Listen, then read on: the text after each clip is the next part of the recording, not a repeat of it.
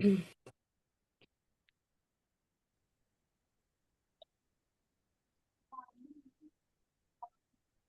I think we're already in the main session. Yep, I think we're good to go. Okay, hi Melissa. Just before we start, could you just give me a sense of how many minutes are we looking at? So I'll moderate accordingly. We have 90 minutes and we have Okay. begun. The attendees are here.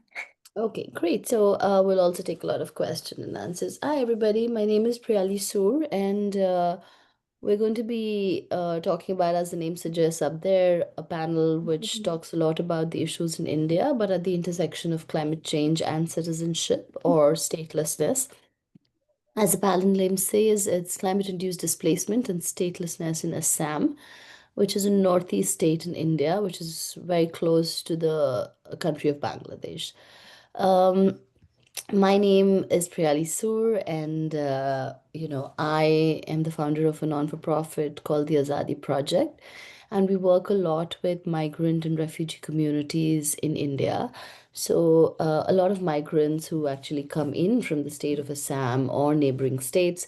We also work with refugees who come in from Myanmar. So, lots of Rohingya refugees who come in from Myanmar.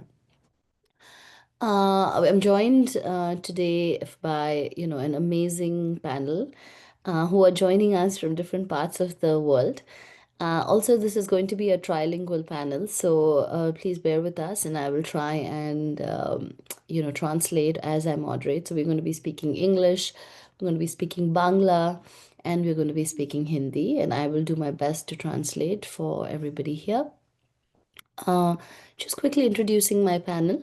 Pakiza Barua is joining us from Singapore. She's currently pursuing her PhD at the Department of Sociology and Anthropology at the National University of Singapore. And her work focuses on questions of citizenship, statelessness, gender, and state violence, with Assam as their current site of research. They hold a Master of Arts in Law and Diplomacy from the Fletcher School at Tufts University, from the National and a BALLB honors from the National Law School of India University, which is NLS in Bangalore. They also work there as an assistant professor. I also have somebody joining us from Assam itself. And this is a person I think who's going to be very crucial to this panel because they will bring to the forefront what it means to be living through the intersectional challenges of statelessness, citizenship, and climate change when they collide and they coincide. Asma Khatun, she is joining us from Assam, and she lives in a small little village called Ishwarichar. I hope I pronounced that correctly. And she has actually been displaced 3 times and has been on the move 3 times because her home, her land was eroded and flooded by the river. She also faces a case of statelessness or citizenship challenges, which has been going on for the last 8 years. We also have a very young activist, change maker, rooted grassroots change maker, rather, I'd say, who's joining us. Also from the Northeast, his name is Iftikhar Hussain Siddiqui. Himself belongs to Assam's Bengali Muslim community and comes from a family that has also been affected by flood and river erosion. The state of Assam sees flooding and river erosion every year, and as the climate change impact just increases, we see a lot more of that impact on the state. So his home is in the Char area, which is where, or in the shore area, as they say, where the river erosion mostly happens. And he's grown up seeing people displaced by, the impact of climate change and river erosion, which again, like I said, has only been increasing. And so he's actively been working on those issues. But ever since the issue of statelessness in Assam came in, and a lot of the population, and specifically a lot of the Bengali Muslim population, is now, at the front line or in the firing line, if I may say, of statelessness and climate change. He has been doing a lot of grassroots work to not just figure out and collate their data, but trying and getting legal support for them, trying and getting everyday ration support for people affected by this. A quick background in terms of, before we jump into the panel and bring in our panelists, a quick background in terms of what the issue of statelessness is in Assam and how that coincides with climate change. Um, so Assam has, in the last few years, been seeing something called the National Registrar of Citizenship, where the state has been determining based on the year of birth of the people in the state, and also based on the matrilineal documents that each person can prove or show, has been determining the citizenship based on that. And a lot of people have not been able to produce documents for obvious reasons, because this is a state which is immensely impacted, like we said, by climate change. And so the question is, when there are floods flooding your house, when you're running for life, trying to rescue yourself and your children, do you reach out for those documents, which is actually going to prove to the court or the tribunal that you're a citizen of this country, or are you going to go save your life? So, a lot of people, unfortunately, have not been able to show their documents to get their citizenship proved, which has left them stateless and doubly impacted by by climate change. But I'm going to stop here and I'm going to bring in Pakiza, whose main focus of research is this. Pakiza, thanks for joining us. Hello. Uh, you have been talking to the communities in the Shar area, and Mhm. maybe just for the benefit of people who are listening to us, um, explain a little bit of what the Shar area means to people who, have faced flooding, who have faced river erosion, and are also, facing the issue of statelessness and citizenship. Can you tell us what are the first few things you hear from these people when go to interview them, when you go to meet with them? Mhm. Thank you so much, Priyali. It's my honor to be on this panel discussing this extremely important and highly topical issue, which is unfolding. It's a very dynamic issue. It's unfolding on the ground as we speak, and every monsoon seems to exacerbate the challenges that people face in terms of their citizenship that coincides with the adverse impacts of flooding. So, just to contextualize, there is a massive river called the Brahmaputra that runs through the heart of Assam.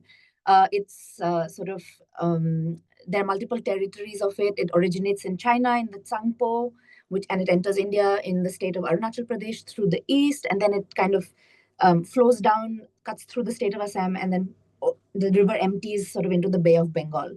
Now, the average discharge rate is about 19,800 something cubic meters per second. It's a very large river. The flow of the river is extremely turbulent, and the river floods annually and these are not floods that are recently happening, of course, though climate change has made it much worse.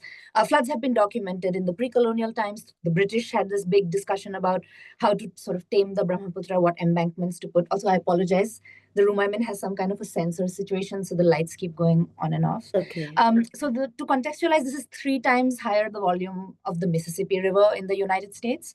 And the source are these shifting riverine islands that don't really have a fixed route, in that flooding can change the boundaries and the territories demarcating what a SOR is.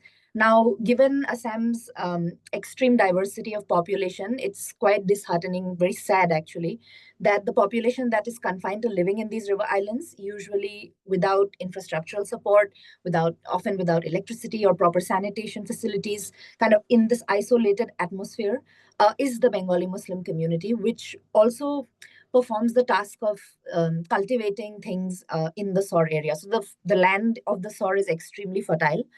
So there's a lot of agricultural cultivation that goes on there. But the floods significantly affect the SOR because it kind of the ebb and flow of the river can completely change the territorial boundaries of the SOR. Now, if you connect that to the fact that citizenship is inherently in the Assam context, a documentary exercise. We have these foreigners tribunals that basically have the job and the responsibility of looking into people's documents, tracing it back to their sort of ancestors and trying to piece together at what point the family migrated. Now, a lot of the community that today is being tarred with the sort of suspicion of being illegal.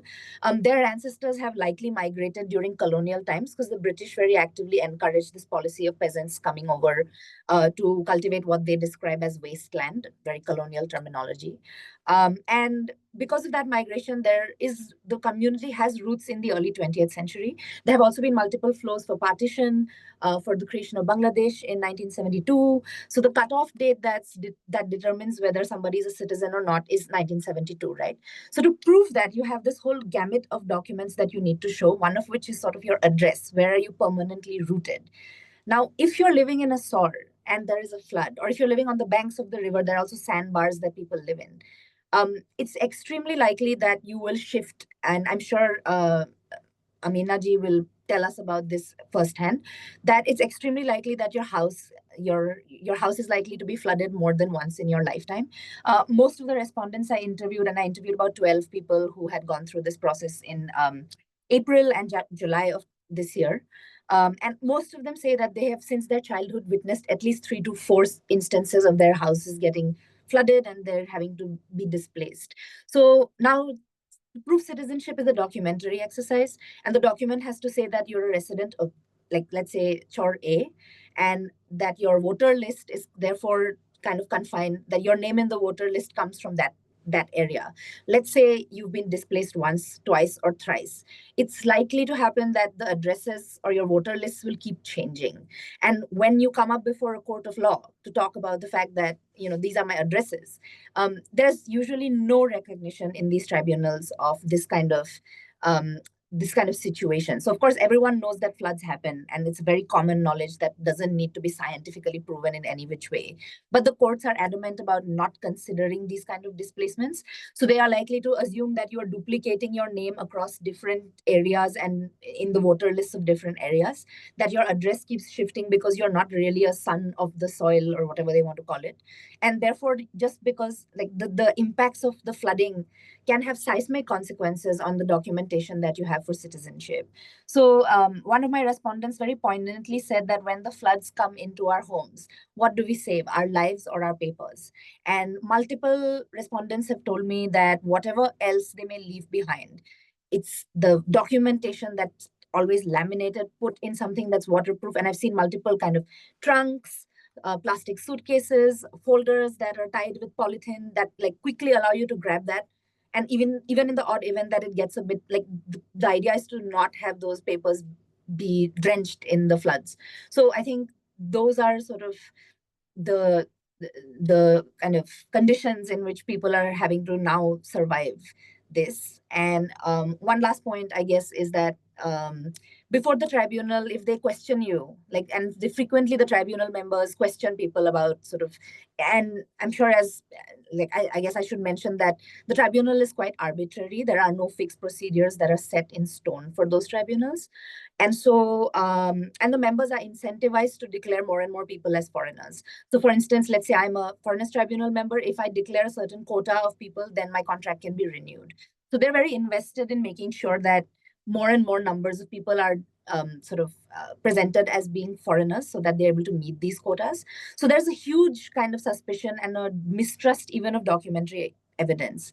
So I think when I was speaking to the respondents, they were like, it would be helpful if we could have something like a migration certificate that could be certified by the local panchayat authorities, that is the local government authorities. But as of now, there is no kind of provision there. And courts are very reluctant to take floods into account, despite, again, Assam having floods since literally time immemorial. So it's an arbitrary situation where climate is, to borrow Jason de Leon's kind of broader concept, climate is being weaponized almost by the state in order to render people stateless and disallow them access to their citizenship, which is, exacerbated, like I said, by the floods. So I think that's sort of contextualizes. That's a very strong statement. And, I think I'll come back to you on that. The fact that you're saying that climate is being weaponized by the state to kind of take away an ethnic and a religious population away from their citizenship or their state rights, correct? Uh, I'll come to Asma Khatun now, who's a person with lived experience. Like I said, she has been displaced 3 times because of flooding, because of river erosion. and has also been facing the citizenship case in the Foreigners Tribunal for the last 8 years. I'll Iftikhar, I'll come to you after Asma Khatun, so just be prepared for that. But before I come to Asma ji, I also want to talk about one experience where, Iftikhar and I were traveling in the state of Assam, and, he took me to meet a certain family. And to the point of what Pakiza just mentioned, how the documents are actually so valuable to these people and how they are saved. So there was this couple who had been facing the tribunal's case for a long time, and unfortunately, the gentleman who I met, I think, is no more. Um, he opened one. They basically lived on nothing. Like I wish I could show those visuals, but maybe in some other discussion at some point. They lived on in nothing, like in the middle of no land. Like it was a no habitation kind of land, just two, three huts in between. The hut also was like just one small little room with thatched roof, and there in the corner was one small box. And he went and opened the box, and from there he took out one bag, a plastic bag. And then he started unraveling it. Like one plastic bag came out, then another plastic bag came out, another layer of plastic bag. He must have removed about 10 layers of plastic bag, and inside all of that was a voter ID. And so that was so important to them. Like they were saving it, like their life depended on it. And actually, it does. Their life does depend on it. And we're going to hear from Asma Khatun now on her experiences. Asma ji, আপনি আমার কথা শুনতে পারছেন? হ্যাঁ হ্যাঁ শুনতে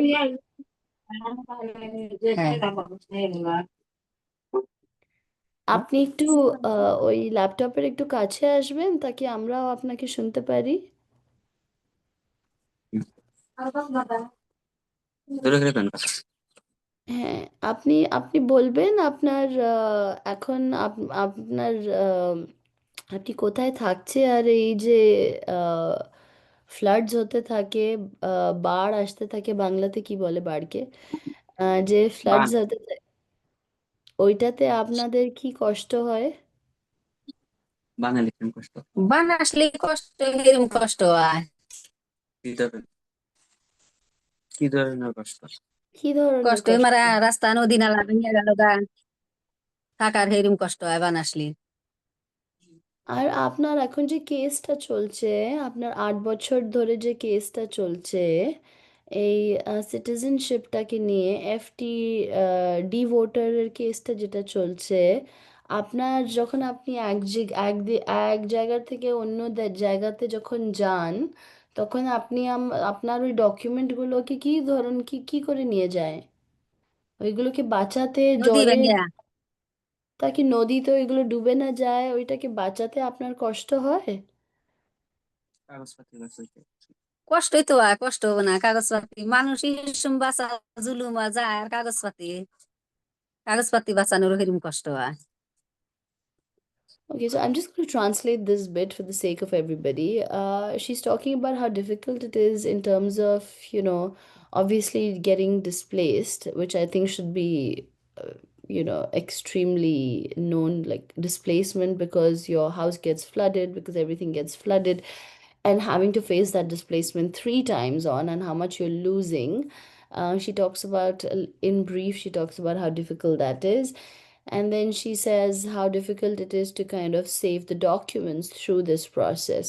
I'm going to ask her if there are any specific, if she has any specific requests in terms of how to address her situation, or how to, if she has a request from the state, from the government, what would it be?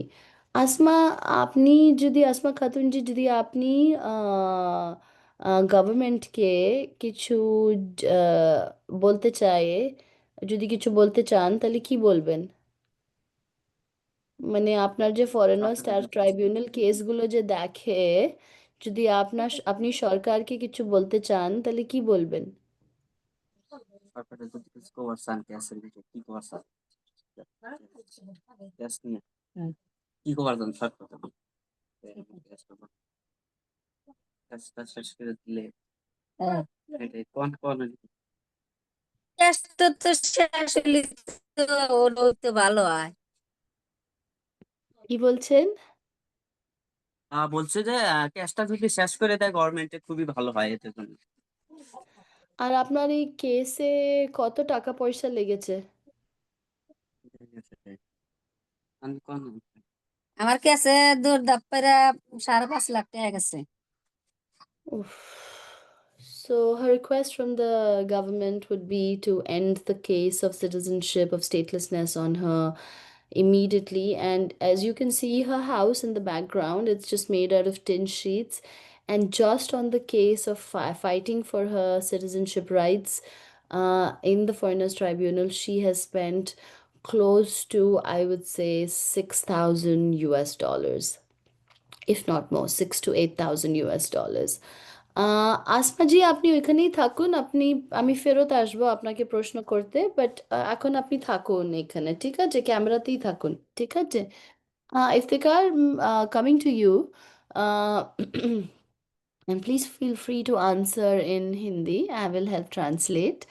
uh, uh, you have been, आप इस काम को काफ़ी time से कर रहे हैं, and you've been working on this issue for a very long time, and you are a local from this place. You're also a young activist. It must be very hard to work on this issue, which not just looks at climate change and river erosion and displacement of people because of floods, but also looks at the issue of statelessness, कि ये लोग displace हो गए हैं, इनको ration मिल रहा है नहीं मिल रहा, वो एक अलग बात है, बट उसके ऊपर क्या ये लोग सिटीजनशिप अपना प्रूव कर सकते हैं, क्या इनको हमारे देश से डिपोर्ट कर दिया जाएगा, वो एक दूसरा इशू है. So basically what are the challenges you face in your everyday work? आपको क्या चैलेंजेस फेस होते हैं ये काम करने में?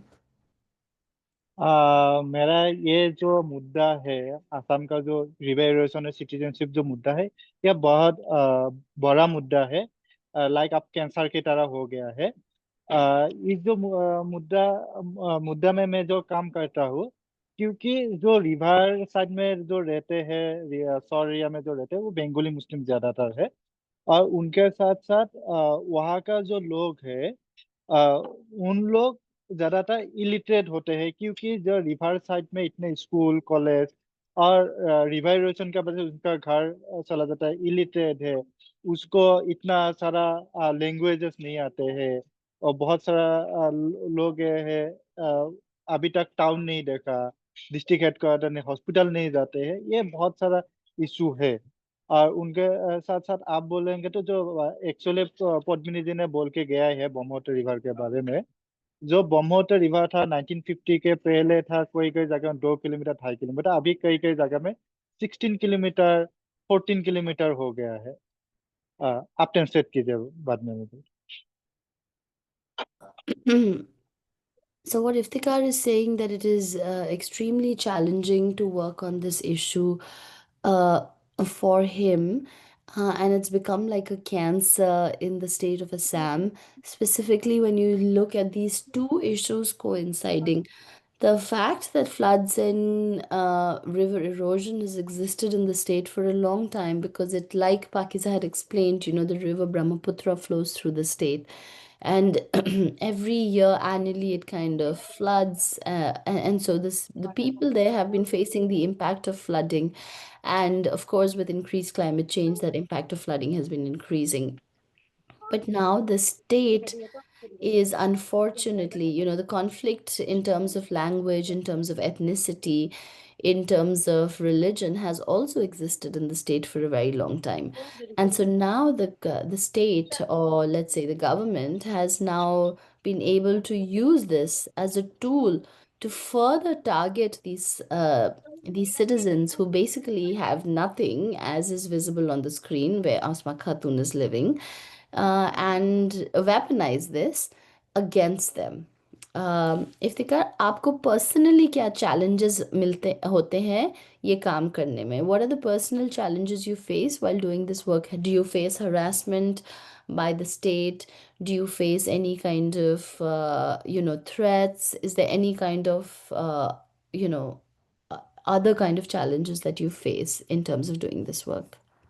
मेरा सबसे बड़ा चैलेंज होता है, ये जो लोग हैं जिनका ऊपर रिवर होते हैं, वो लोग दूसरे जगह में जाते हैं तो उसको पुलिस उसको मतलब गवर्नमेंट उसको एविक्ट करते हैं।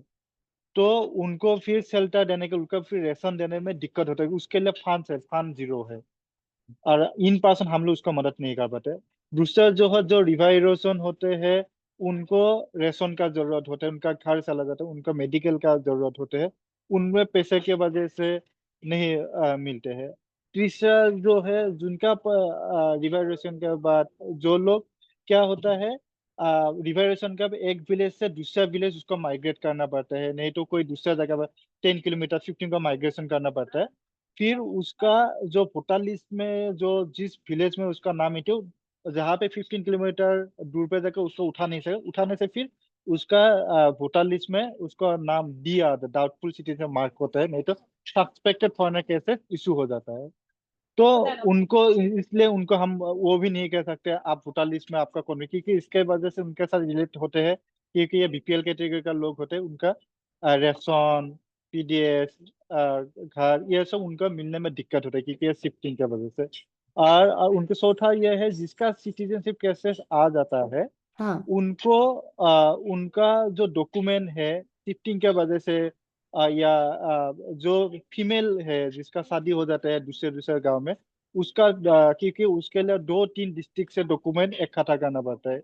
ये डॉक्यूमेंट बोलने से वोटर लिस्ट का सर्टिफाइड कॉपी, कोई कोई इलेक्शन ऑफिसर आपका फैमिली का, हर फैमिली का नाम लिखा हुआ वोटर लिस्ट का सर्टिफाइड कॉपी देते हैं, वो अच्छा है। कोई के सिंगल सिंगल नाम का उसको प्रूफ करने में वोटर लिस्ट सर्टिफिकेट को भी निकालना बहुत पैसा लग जाता है।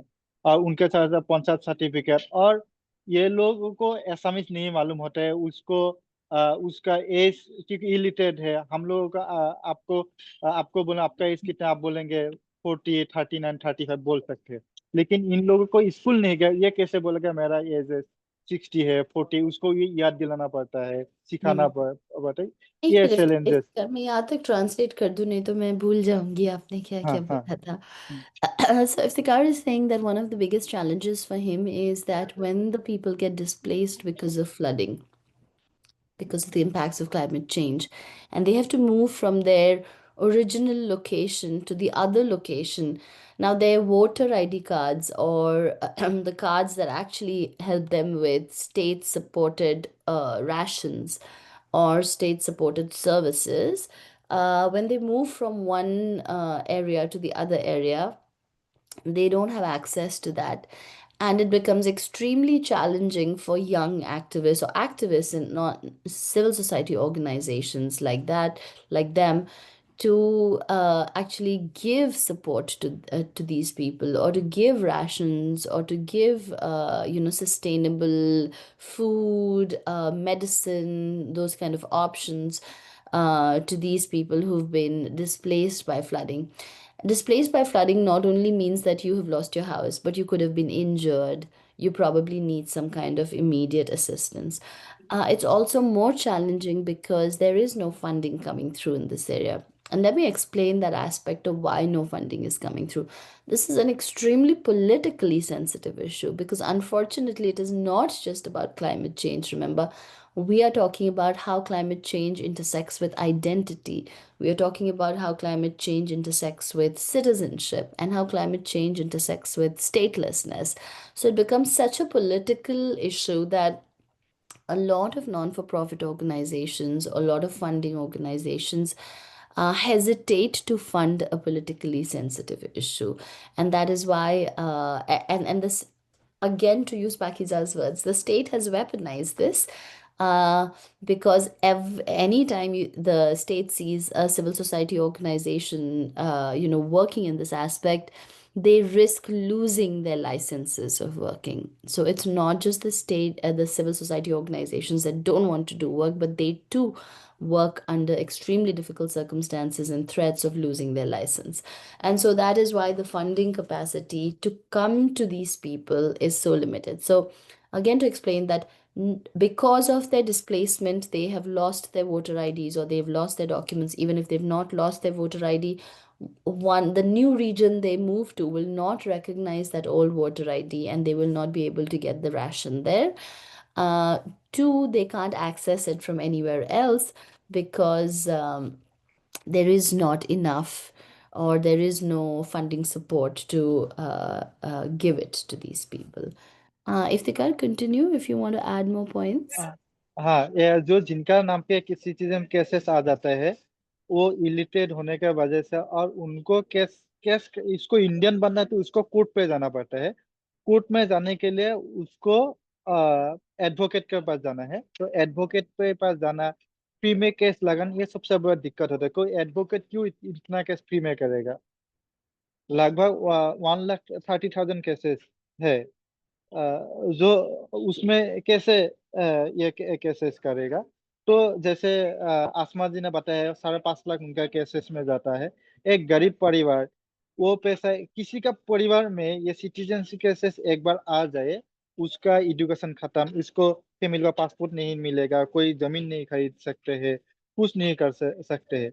मेरा ऐसा भी एक दोस्त है जो जिनका पिताजी गवर्नमेंट कॉलेज में काम करते थे, और वो करते थे, इसके लिए वो गवर्नमेंट इलेक्शन ड्यूटी पाते थे, और वो सिर्फ बेंगोली मुस्लिम होने के नाते उसको वोटर लिस्ट में उसका नाम उसका सस्पेक्टेड फॉरेनर केस इशू किया क्योंकि ये कंटिन्यू वोट नहीं दे पा रहे थे। फिर उनको 2021 का नहीं 2019 का वो उसने अगस्त में वो रिटायर्ड हो गया। अगस्त रिटायर्ड होने का टाइम पे उसको सीनियर सिटीजनशिप का डिस्ट्रिक्ट कमिश्नर ने उसको सर्टिफिकेट दे दिया, लेकिन उसको इंडियन डिक्लेयर नहीं हुआ था। और 2019 का उसी साल दिसंबर वो केस लड़के वो इंडियन डिक्लेयर हुआ। इस वजह से क्या है, उसका जो बेटा है उसका सपना था हार्वर्ड यूनिवर्सिटी, ऑक्सफोर्ड यूनिवर्सिटी में पढ़ने का सपना था, क्योंकि उसका पिताजी का नाम पे केसेस चल रहे के बावजूद वो पढ़ नहीं पाया और उसका करियर अभी बैन हो गया। तो वो बाहर पढ़ने का सपना नहीं मिला, उसको Okay. गवर्नमेंट कोई भी फैसिलिटी नहीं मिले। तो ऐसा वाला सिचुएशन है जिसका सिटीजनशिप केसेस होते हैं। Okay, let me और explain that. He's also adding to the point of how how every legal case, of course, as we understand, you need a lawyer representing you, and lawyers are not there to do these cases pro bono. There may be a few, but there are 130,000 such cases. So, for example, like Asma Khatun said, she has spent close to 6,000 to 8,000 US dollars on her case itself. So, where does the money for that come from, right? So, there are not too many organizations are supporting with this, and I'm sure they're scraping through every last bit of savings that the individuals have, but also how this has personally destroyed lives. So Iftikhar is talking about a friend of his whose father was actually a professor or a teacher in a school or college, and was brought in under the citizenship case where he was declared as a doubtful citizen or a doubtful voter. And unfortunately, from over the years, fighting for that case, putting in all the investment, putting in all the funding for his dad's case, everything, the whole house putting in, the son, who was a very good student and really wanted to apply to some of the top universities in the world, could not do so. And so when you put something on one person, obviously the entire family suffers. Thank you, Iftikhar. Coming to you, Pakiza. Um, what has been the conversation from the state's side in terms of the recognition of the fact that there's this massive population that is, stuck in between the issues of flooding, climate change, and statelessness? I'm sure we're not the first people who are raising this. I'm sure there have been conversations about this and questions to the state, questions to the government about this. Has there been any kind of response based on this? I will say this. states are reflections, I think, of the societies that constitute them. And I might get into a bit of trouble for saying this, but the ethnic caste Assamese have an exceptionally discriminatory attitude. I would know, I was raised that way. I was also born into a very upper caste privileged kind of Assamese family. And generally speaking, and this is not new, this has been documented by Sanjeev Borua, by like a ton of scholars as well. There is an active, I mean, this is a class of people that is considered, I think what Judith Butler would call ungrievable, in the sense that there is massive hatred and a very toxic idea that these are illegal infiltrators. Often on the internet, and there's been a report by Avaz about this, the language that these are cockroaches, termites, invaders, hordes of barbarians, like those kind of that kind of language is extremely common. Truth be told, the average Assamese population would probably be extremely happy about this kind of marginalization. And I mean, the government of Assam is not perhaps the most popular at the moment because of a variety of reasons like corruption. But anytime they take actions, like recently they've started collecting people who are of Bengali Muslim origin and just pushing them back into the border of Bangladesh, which is a highly illegal act. Considering we don't have that kind of an extradition treaty with Bangladesh.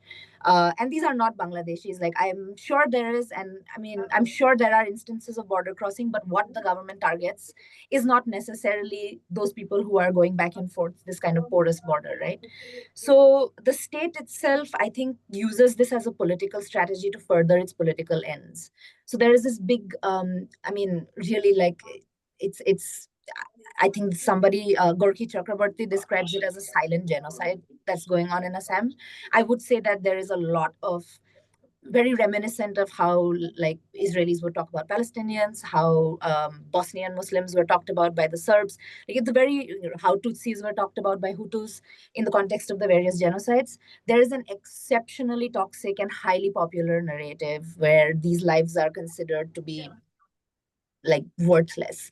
So in that sense, those of us who do try to put questions forth, or we try to like engage with these issues, we are a very, very marginally small community in the larger context of the state as a whole. The aspiration, of course, is to keep this optimism alive as we try to battle it like on from the legal front, from sort of, you know, from academia, from the media side. There are many of us who are trying, and we hope also to work towards like the empowerment of the community itself. I think Iftikhar is a close colleague of mine as well. Really, it's been very great to see him sort of flourish over the past few years. And there is so much that needs to be done, I think, in terms of providing access to education. As Iftikhar was saying, providing basic government services is something that the government doesn't really care about. And I hate to frame it this way, but the truth of the matter is that this is a population that I am personally very afraid that we are going to see much more stronger instances of ethnic cleansing in the future. So that is truly the fear that I live with. And I am probably, I mean, if you look at the histories of ethnic cleansings around the world, the signs are there. The citizenship laws are being reframed. People's homes are being bulldozed, which has been happening now since 2016, since the current regime just came to power. People are deliberately being put in detention. And with respect to flooding and this kind of, so once you're in detention and you're released on bail, there's a requirement that you go every week to sign the register saying that you're still in the locality, you haven't escaped to another country. And whether, I mean, one of my respondents said it very poignantly, whether there's an earthquake or a flood or if the sky falls on our heads, there's no excuse. Like if you don't go for that bail hearing, you will immediately be picked up and thrown right back into detention. So I'm sure, as you know, Priyali, there is a detention center that is like a massive panopticon surveillance where rights don't exist in Matia, which is in the center of Assam. And that's where people are incarcerated, where they are put into jail for what is a civil offense. Let's say they are illegal immigrants, which they're not. It's very reminiscent of how the United States is treating its immigrants at this moment in time, sort of how they're pushing them to El Salvador, right? So there is a massive detention camp where rights don't exist, where people have died. I think 27 or so folks have died inside detention. The last time I went there were 42 children. who were incarcerated, one of whom had been born there. And when it floods, the flooding kind of seeps into the detention center as well. People do experience things like waterborne diseases, and like there's an inadequate nutritional, like they don't get adequate nutrition. And this whole project, I think, is to just systematically, in every which way possible, socially, legally, politically, because political representation is also minimized. As Iftikhar has pointed out, access to education is something that doesn't really happen very easily for this community. Folks are really sort of struggling to keep their children in school, because when the floods come, kids are often taken out of school, particularly women. Like young girls, adolescent women are consistently pulled out of school when the flooding happens, because the neighborhood school no longer is functioning. So how far are they going to go to the alternative? Like, where is the alternative for that? So I think, like, it's not incorrect to say that these floods are being weaponized, or if not weaponized, definitely being co-opted into the strategy of the state, not recognizing these people as, people. So in that sense, so just one last thing that I want to flag, that let's say you are not able to show up to the tribunal, you have a hearing, and you're not able to show up because there's a flood, you cannot move, there's no way to, like, the river is in full flow, and the Brahmaputra is a dangerous river. I've always been told that as a kid. The undercurrent is extremely strong, like people are discouraged from swimming there, things like that. The FT will just issue a ex parte order, which is an order against you when you're not present, and that's it. You won't even know that you don't have your citizenship, and then the cops will show up, tell you you lost your citizenship, catch you, throw you in detention. So that's sort of the systematic way in which people's lives are being rendered, again, quoting Butler, ungrievable, kind of like the Agambenian bare life state of exception, call it what you will. Pakiza, thanks for putting all of that into context. I think you raised some extremely important points. I'm just going to reiterate that for the benefit of our listeners so that, it sinks in. One, that you speak about how society is reflecting the state, right? Or vice versa. That there has been this oppression that has existed against a population for a very long time, and now that this has just become another way of perpetuating more discrimination on them, let's say. And that discrimination is taking many forms. But also, I think Pakiza spoke about, which may have gone in the passing, or I just want to like re-emphasize that if these people are not showing up for their court hearings because of climate change related issues like flooding, they are either thrown in the detention, and the minute they are declared a foreigner, we have in the last few weeks and months in India seen so many people who've known nothing else other than India, who've ancestrally, historically have been for generations living in India, have been pushed across the border into another country, saying that you don't belong to this country, that you are not a citizen because you don't have the documents to prove that you are a citizen of this country, and they've just been pushed into a country, into a land which they don't know.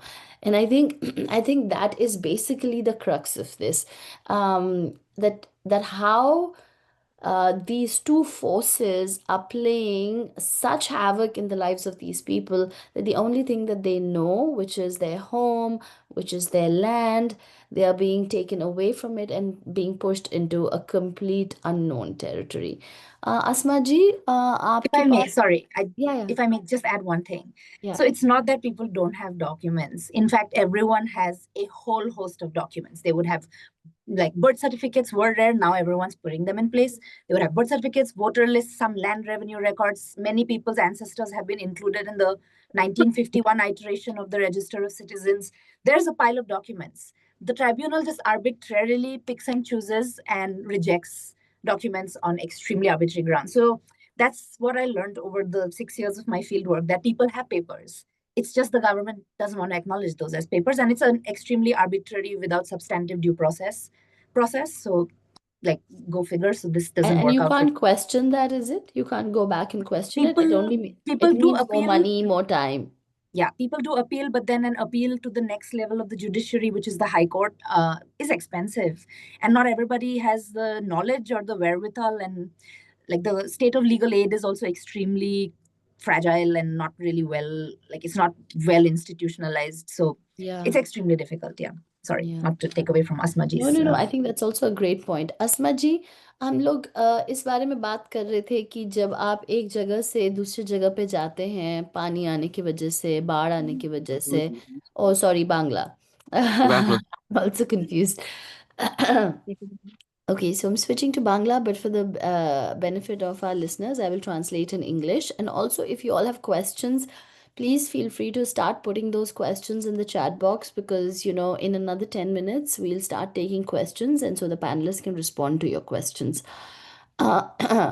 Asma জি, আপনি বলছিলেন কি আপনার যখন নদী আসে, বাঢ় আসে, তো আপনি এক ঘর থেকে অন্য ঘরে মানে যেতে হয়, নিজের পুরো সবকিছু ছেড়ে যেতে হয়। তো যেখানে আপনি অন্য জায়গাতে যান, ওইখানে আপনি রাশন পাও, কিছু খেতে পাও কি সবকিছু মানে কিছু কিছু অ্যাভেলেবল নেই? ওইটা হাবিবুল, তুমি একটু ওইটা বাংলাতে একটু বেটার বাংলাতে বুঝিয়ে দেবে?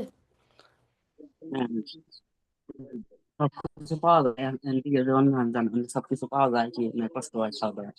খাওয়া দাওয়া তো কষ্টই হয়, এই বাড়ির না হালতে আর খাওয়া দাওয়া ওখানে পাওয়া যাবো না। কি রকমের মানে রাশন টাশন পায় আপনারা কি কিছু পায় না? পাও রেশন কি পাও দেয় না? সরকারের তো দেয় চাল ডাল। সরকার থেকে চাল ডাল পাও, আর আর কি কি পাওয়া যায় সরকার থেকে?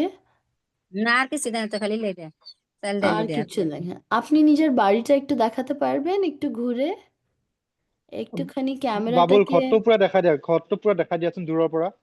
একটুখানি হাবিবুল একটু ঘরটা, so we're going to walk through to see the living conditions where Asma Khatun is living after being displaced for 3 times, like after being displaced 3 times because of flooding.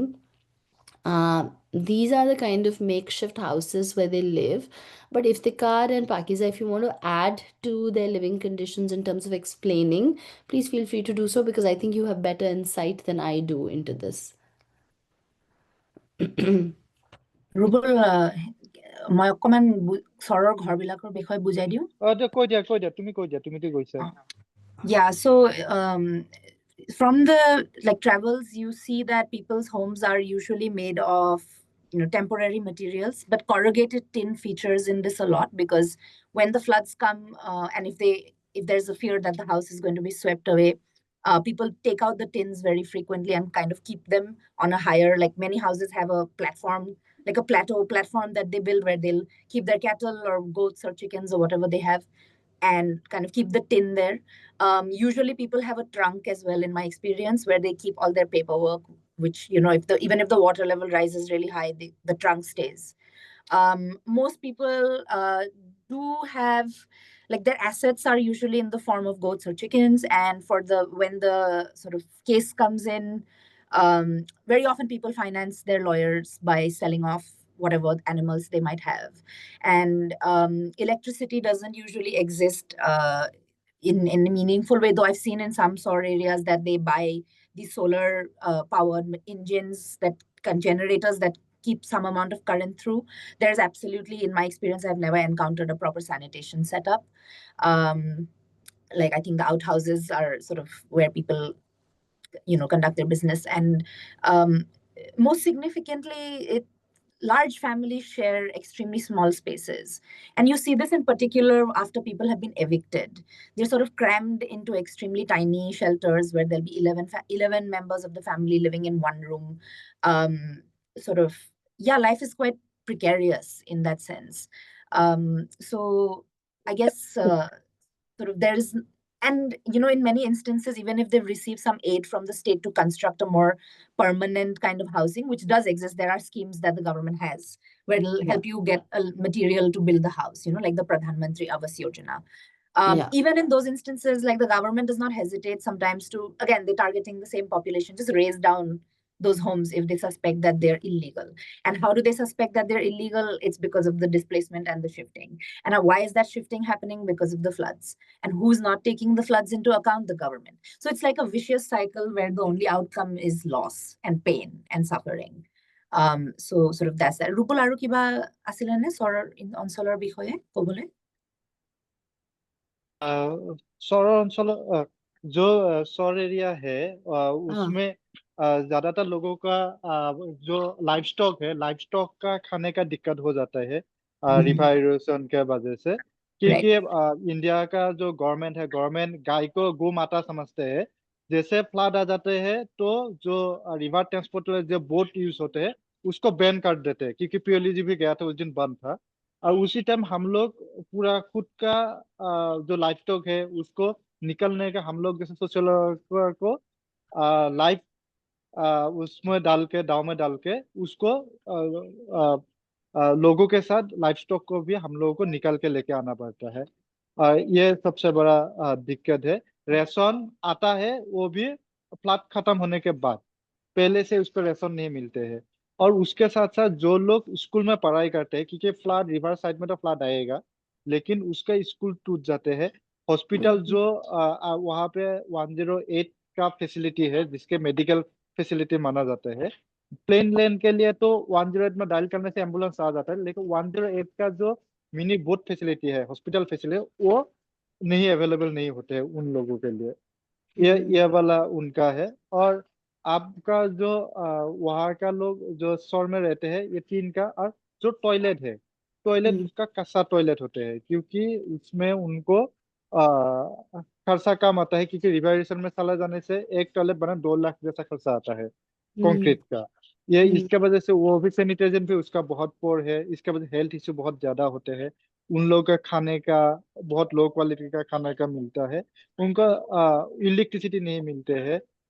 हर कोई चीज से ये लोग, और 3 महीना जो फ्लड का 3 महीना है, उनको ये लोग खाना जो है दिन में एक बार 2 बार स्किप कर, दिन में एक बार खाते हैं, क्योंकि वो 3 महीने उसको कोई इनकम नहीं होते हैं। इनकम करने के लिए बाहर जाते हैं, हरियाणा हो, गुवाहाटी आ जाते हैं, तो उसके अगेंस्ट में सिटीजनशिप केसेस लगा लेते हैं। हरियाणा गुजरात में जाते हैं तो उसको पकड़ के पुलिस स्टेशन में बैठा दिया जाते हैं। तो ये लोग जाएगा कहाँ? Okay, I'm going to try and say all these very important points that Iftikhar said, but Pakiza, if I do forget, please jump in. Sure. I think Iftikhar started by saying that those three, like he ended by saying, and I'm going to try and start with that, that the 3 months of the flooding area, there is basically no income. Like they don't have any livelihood because everything is flooded. Where do they go? For which they don't even, have food, etc. And if they decide to go to other states to go and work, uh, they will immediately again be slapped with the citizenship case and statelessness case, or be caught, or they'll be caught and put into the police station, taken to the police stations and put into jails in the other states that they went to work within India. Uh, so that's one big challenge. The other challenge he mentions is that, 108 is an ambulance service which actually reaches the plains very well. But when it comes to the boat ambulance service, or the boats which are used on the, in these flooded areas to kind of get any kind of services, when it comes to the boat services, the ambulance service, it doesn't work, or mostly it doesn't work. Also, a lot of times the boats are shut, like nobody is operating the boats. So for them to kind of get to day-to-day resources, to get to day-to-day activities, it becomes all the more challenging. Their livestock also really suffers, obviously, because of flooding. Not just things, but animals also get flooded, but also religiously, for various reasons, they can't access a certain kind of livestock, and that which is something they eat, and that also becomes challenging. Pakiza, you want to add to these? Yeah, the cow politics thing is actually quite interesting in this respect, because there is certainly like an increase from the state side of now trying to regulate the consumption of beef, especially in the state of Assam, which didn't used to be the case till very, very recently. So the politics of the state have taken a turn towards like kind of trying to fit in with the mainland Hindutva logics, and that's something we've been witnessing.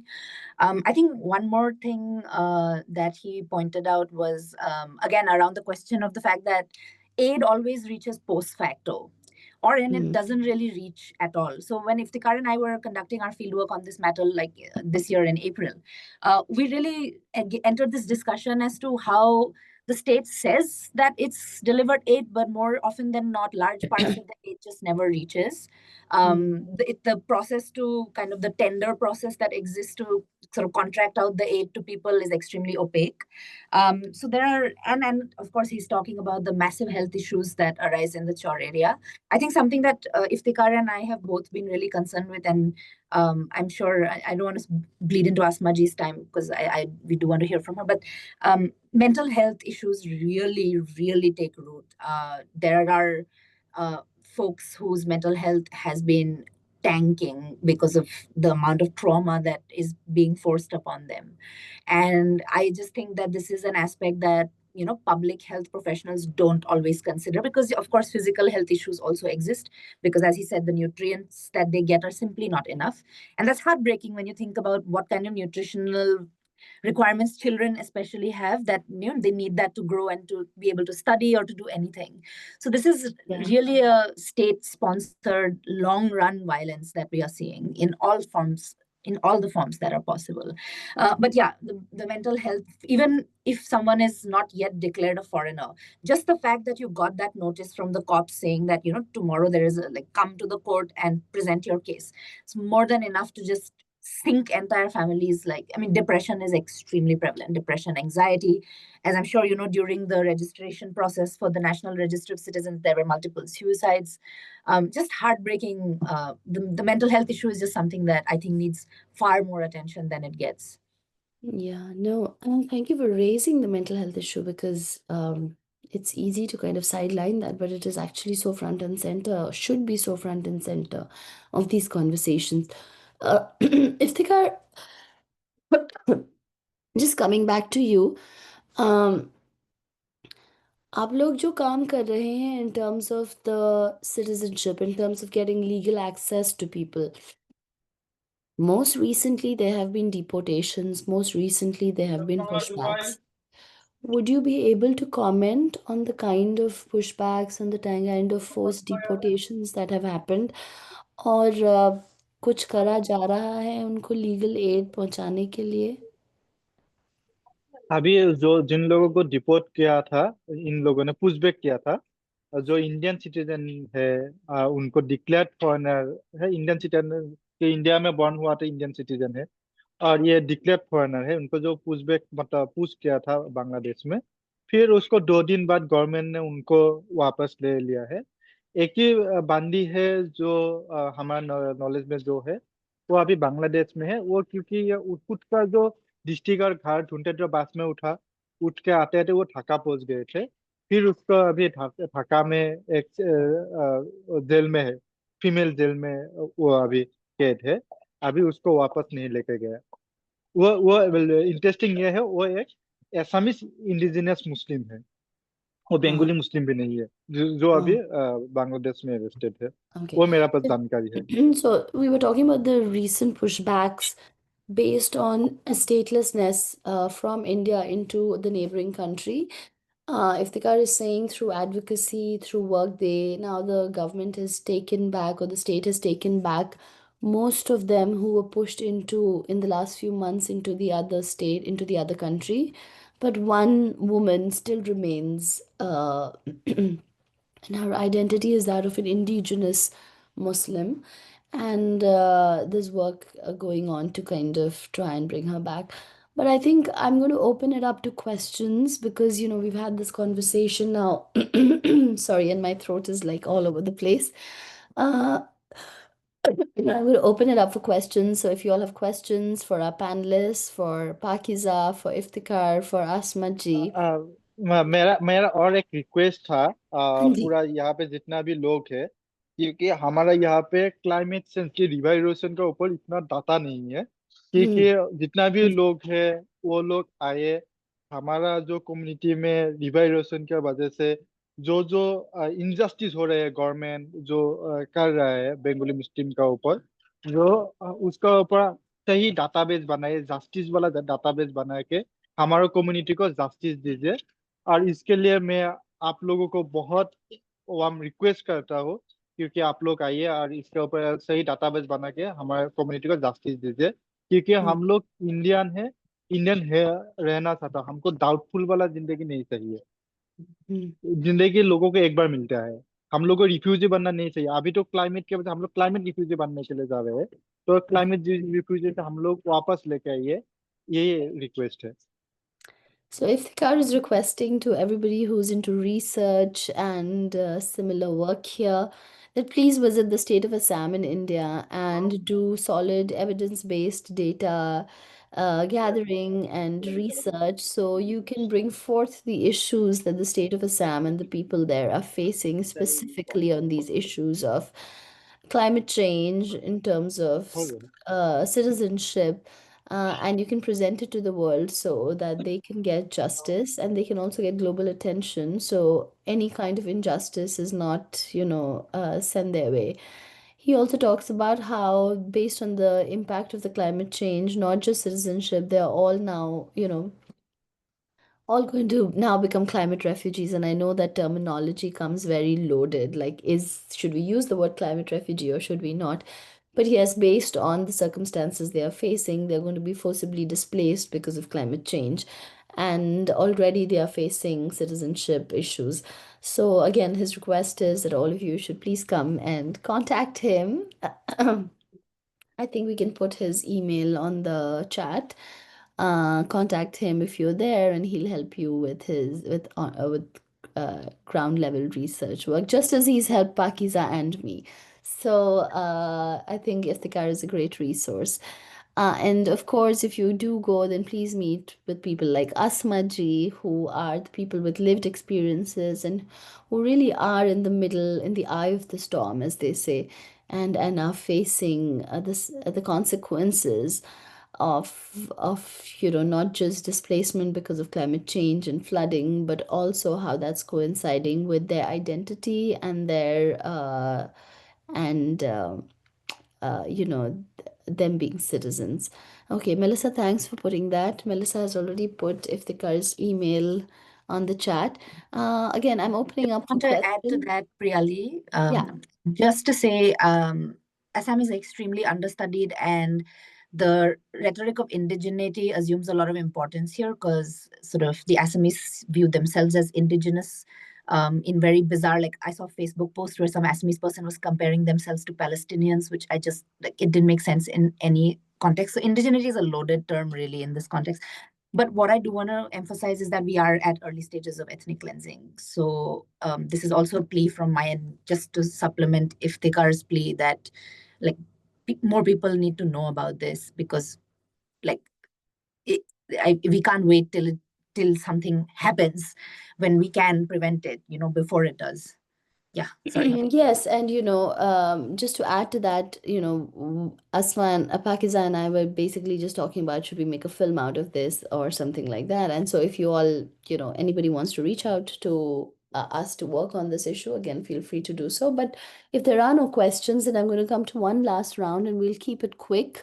And in the meantime, if you all want to add questions, is what would be like one recommendation if, let's say, or one ask, if we were saying that we want to put a list of recommendations for the state, what would be that one recommendation that you all would have, especially Iftikhar and Pakistan? And there's a question after that we'll take. Thanks, Rachel, for your question.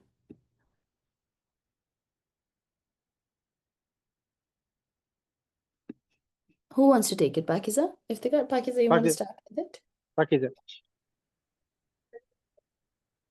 Honestly, I wouldn't even know where to start with this government at this point. I think that for a lot of people, what seems to matter is that the rights or their life in this kind of flux or migration situation gets some sort of official recognition.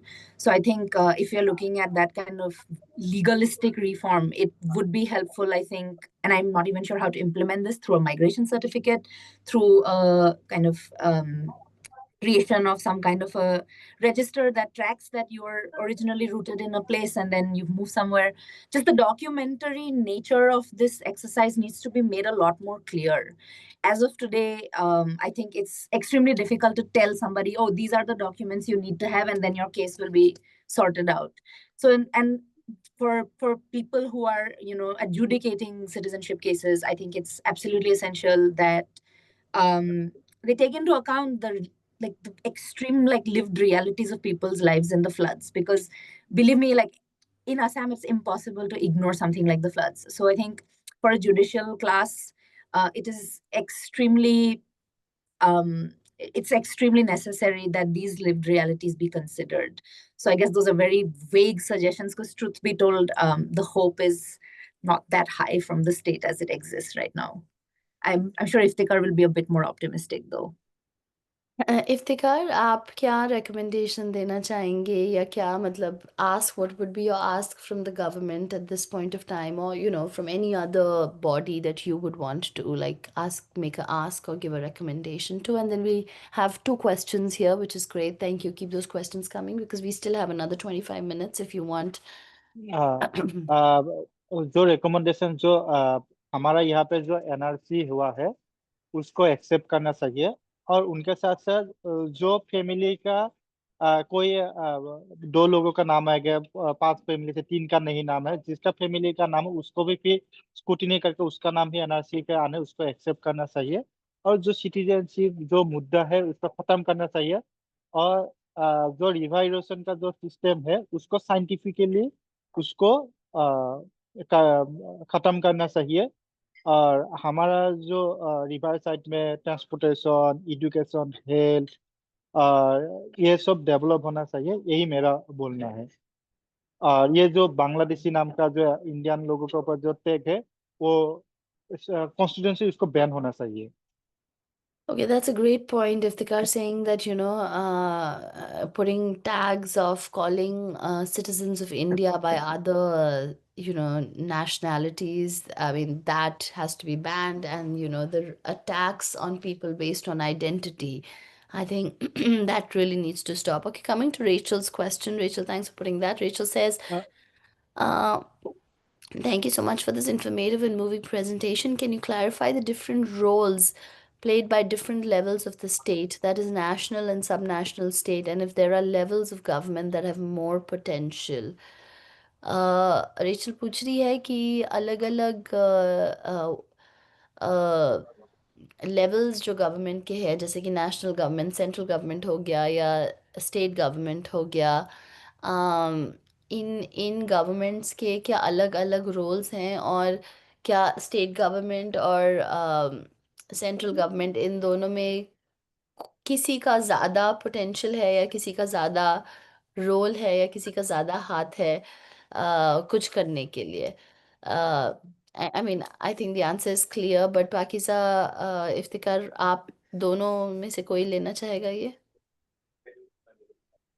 I can start, and I'm sure Iftikhar will have much to say. Yeah. So Assam, I think today is a laboratory experiment for what they want to implement in the rest of the country, right? Because the whole National Register of Citizens exercise, and I think we can historically accept that when somebody starts making lists of people belonging to different ethnicities, the signs are not good. So the entire National Register of Citizens exercise started in Assam, but now they have the will to expand it to the rest of the country, right? So there you can see this happening in other states now, where they're starting to take similar registration exercises are starting, notably in the neighboring state of Bihar. There has been a whole exercise around this.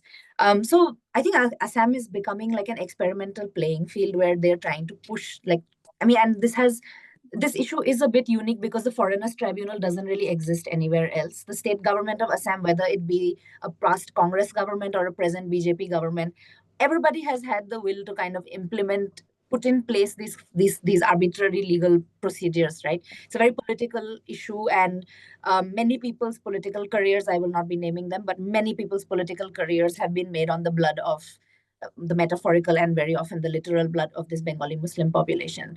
So I think it feeds very well into the current central government's dispensation of anti-Muslim rhetoric, the Islamophobia, the discrimination. But what we are seeing is that the state government has become an agent that is effectively implementing a de facto apartheid. So at multiple, I mean, like if we had to really hold somebody majorly accountable, I would argue that the state government of Assam really has had, again, like it has a lot on its conscience, and the moral debt is really piling up for the Assamese. Rule, what do you think? Iftikhar, what do you think?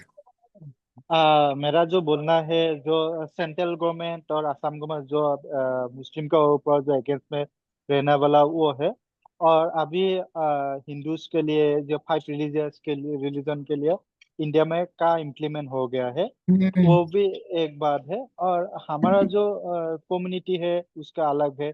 कोई भी state government या हमारा chief minister, Assam का chief minister, कोई भी चोरी होता है या डाकत होता है जो हमारा कम्युनिटी का लोग कोई इसमें हो जाता है, तो उसका नाम मीडिया में बोल देते हैं।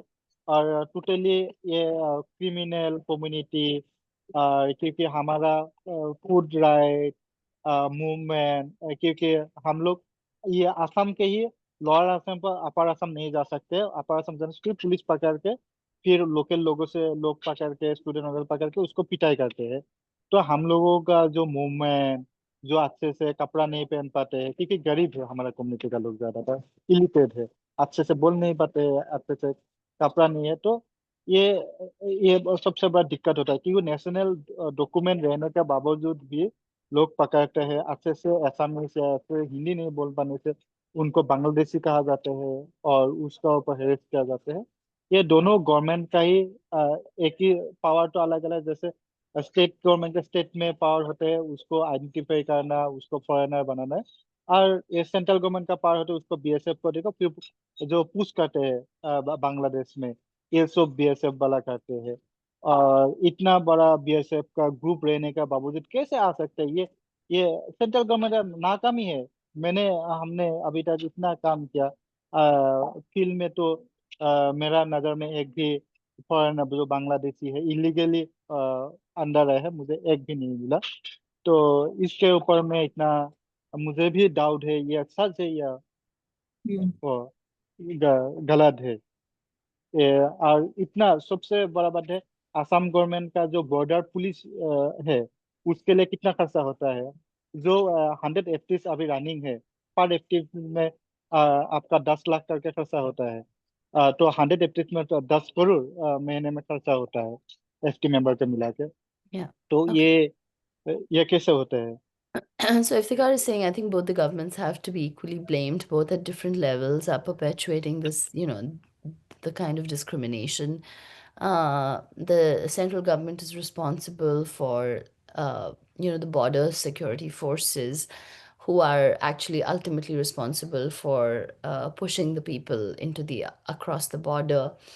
Uh, and the state government is responsible for the kind of discrimination which is more at the local level, like putting them into declaring them as foreigners. um the fact that this is a really poor and illiterate population and they can't speak for themselves as well, and not recognizing that. I think he spoke of that more eloquently, and I unfortunately have just tried to make that very concise so we can take the second question as well. The second question is, have the country's national action plans been able to capture this issue of climate-induced displacement? If yes, have they been able to be properly implemented on the ground? Translating it into Hindi as well, ये जो country के हमारे देश के national action plans है, क्या उन्होंने ये इशू जो सिटीजनशिप और क्लाइमेट इंड्यूस्ड डिस्प्लेसमेंट के इंटरसेक्शन पे आता है, क्या उन्होंने इसको अच्छे से नेशनल एक्शन प्लान ने इस इशू को कैप्चर किया है? और अगर हाँ, तो उसको लेके कोई कुछ इम्प्लीमेंट किया है on the ground? Again I think the answer to this is very clear and it's really just a one word answer, but please take it Iftikhar या Pakeezah. I would just say no, because who are the populations that get displaced in India? It's usually the indigenous Adivasi population that has historically been marginalized, often using the rhetoric of conservation. Tribals are usually the people who suffer at the sort of hands of this kind of displacement that happens because of artificial reasons or natural disasters. So the population that is the most vulnerable is very rarely included in the government's plans, because what the government seems to be most interested in right now is the commodification of all the land that it controls, and sort of using the rhetoric of illegality, whether you see it in the context of like the way they treat the indigenous people of the resource-rich states of East India, or whether the way they treat the Bengali Muslim community in Assam. So I would say that the state takes advantage of the fact that they can put these people in some kind of a blind spot, and those of us who are going to be pushing back are either going to be tarred with the brush of being some kind of anti-national leftists or jihadists or whatever terminology they want to use, because they're very good at that kind of spin. So there's I think there's it's a concerted strategy to harm those who are most disadvantaged. So I don't think that the plan really includes climate-induced displacement, and one only needs to look at all the places where there are fragile ecologies. So whether it's the islands of the Andaman and Nicobar, which are on the sort of Bay of Bengal side of India towards the end of border above Sri Lanka, I suppose, where they're introducing these developmental projects that are going to have significant and seismic consequences on the ecology of that area. It's an island with a lot of indigenous tribes. This is the Greater Nicobar project, which folks can look it up if they want to. The stakeholders' voices are never taken into account, and this is not new. Oh, hello. This is not new, because we've been seeing this since the construction of hydroelectric projects, dams, irrigation facilities. The first people who are sacrificed at the altar of development are those who are most marginalized. So no, I would say that's a hard no. Priyali, would you agree with that? I mean, yes, my answer to that would be an absolute no, no. So, I have yes, a question for Asma ji, yeah, actually. please go ahead. I just Habibul, आप हैं वहाँ पे? Habibul, आप asma ji का ये सवाल ले सकते हैं?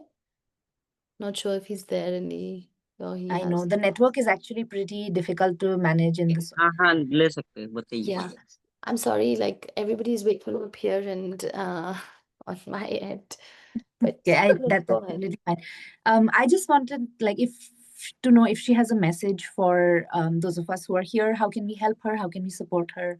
And what would be most helpful right now for her? Because we can sort of try to do that.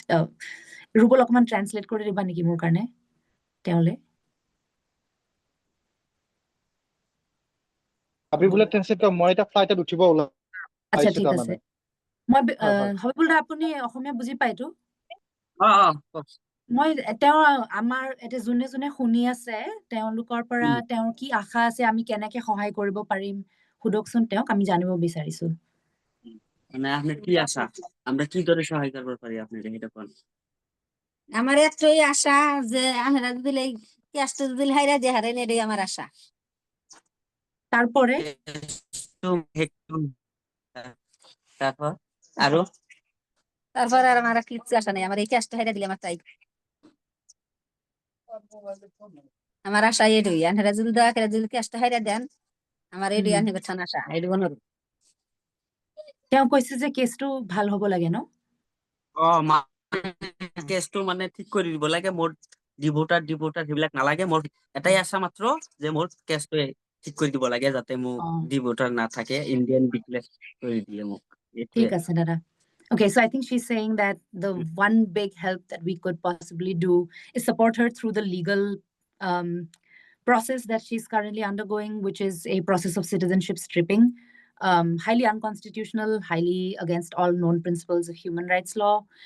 We often fundraise for folks to kind of receive aid for supporting their legal causes. So if anyone's interested in supporting, we would be very happy to kind of pass it on. The network exists. So yeah, that's sort of all I wanted to know. Thanks, Pakiza, for raising that. Iftikhar, any final words before we wrap up this conversation? I think he's boarding a flight at the moment, is what he told me just now. Okay, yeah, makes sense. Okay, so I guess we're going to then wrap it up here. Thank you so much, Pakiza, Iftikhar, Asma ji, for bringing forth this extremely important issue. And thank you to, the organizers who, enabled us to bring this conversation in front of others. And to the listeners, of course. I know we are across different time zones, so thank you for managing that for us.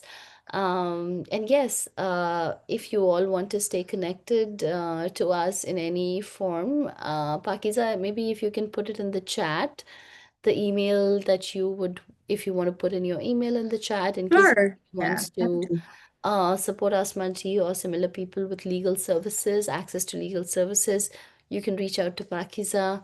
Um, I can also put in my email here in case you want to reach out to me for any kind of anything we work on refugee issues, migration issues, and displacement issues in India and South Asia. So yeah, one second. I'm trying to type that in. আমার হৈ গৈছে এতিয়া হাবিবুল দা অ ঠিক আছে log তেনেহ'লে পাম দিয়ক খুদা অ হাফিজ দিয়ক দিয়ক খুদা হাফেজ। Okay, Abibullah, thank you so much. Okay, Asmaji, thank you, Shukriya. Thank you, Iftikhar. Thanks, everybody. Thanks a lot. Okay, have a good one. Bye.